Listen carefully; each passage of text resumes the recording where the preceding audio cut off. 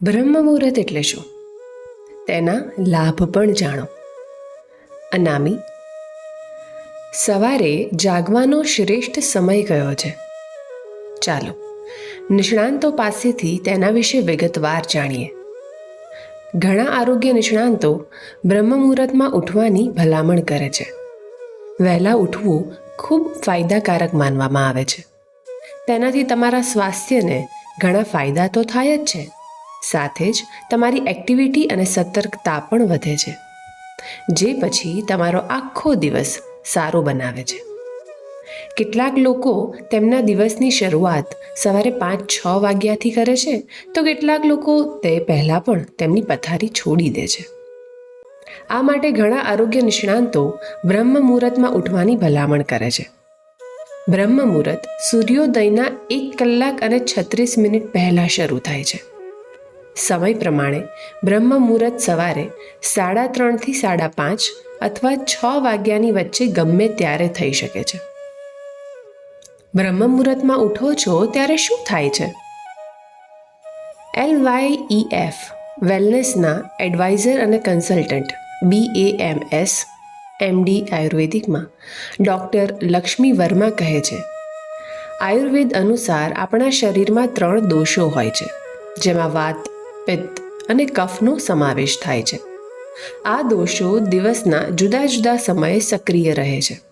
દિવસની શરૂઆતમાં કફ દોષ, મધ્યમાં પિત્ત દોષ અને રાત્રે વાત દોષ સક્રિય હોય છે. હવે રાત્રે પણ આ જ પેટર્ન જોવા મળે છે. વાત દોષને ગતિ સાથે જોડાયેલો માનવામાં આવે છે. તે શ્વાસ, લોહીનો પ્રવાહ અને ઉત્સર્જન જેવી શારીરિક કાર્યો સાથે માનસિક કાર્યોને નિયંત્રિત કરે છે. જ્યારે વાત સંતુલિત હોય છે ત્યારે વ્યક્તિ ઉર્જાવાન અને ક્રિએટિવ લાગે છે. આવી સ્થિતિમાં દિવસની શરૂઆત એવા સમયે કરવાની સલાહ આપવામાં આવે છે જ્યારે વાત પ્રબળ હોય. ડૉક્ટરના જણાવ્યા અનુસાર બ્રહ્મ મુહૂર્ત દરમિયાન તમારા બંને નસકોરા સક્રિય હોય છે. આવી સ્થિતિમાં તમે આ સમયે વધુ સારી રીતે શ્વાસ લઈ શકો છો, જે તમારા સ્વાસ્થ્યને સુધારે છે. બ્રહ્મ મુહૂર્તમાં તમારું મન સક્રિય હોય છે અને તમારી ઇન્દ્રિય સતર્ક હોય છે. આવી સ્થિતિમાં તમારા દિવસનો પ્લાન કરવા અને સર્જનાત્મક પાસાઓને ધ્યાનમાં લેવાનો આ શ્રેષ્ઠ સમય છે. ડૉક્ટર વર્માના જણાવ્યા મુજબ બ્રહ્મ મુહૂર્તમાં ઉઠવાથી પાચન અને મેટાબોલિઝમ વધે છે, સાથે જ તણાવ અને ચિંતાનું પ્રમાણ ઘટે છે. બ્રહ્મ મુહૂર્તમાં કેવી રીતે ઉઠવું? આ માટે નિષ્ણાંતો રાત્રે 10 વાગ્યા સુધીમાં સૂવાની ભલામણ કરે છે. ડૉક્ટરના જણાવ્યા અનુસાર સવારે વહેલા ઉઠવા માટે તમારા બોડી ક્લોકને સેટ કરવું પડશે, જે ત્યારે જ થશે જ્યારે તમે સમયસર ઊંઘી જશો. તમારે ઓરડામાં સંપૂર્ણ અંધારું રાખવું પડશે. આ તમને ગાઢ નિંદ્રા મેળવવામાં મદદ કરશે અને તમે તાજગીથી જાગી શકશો.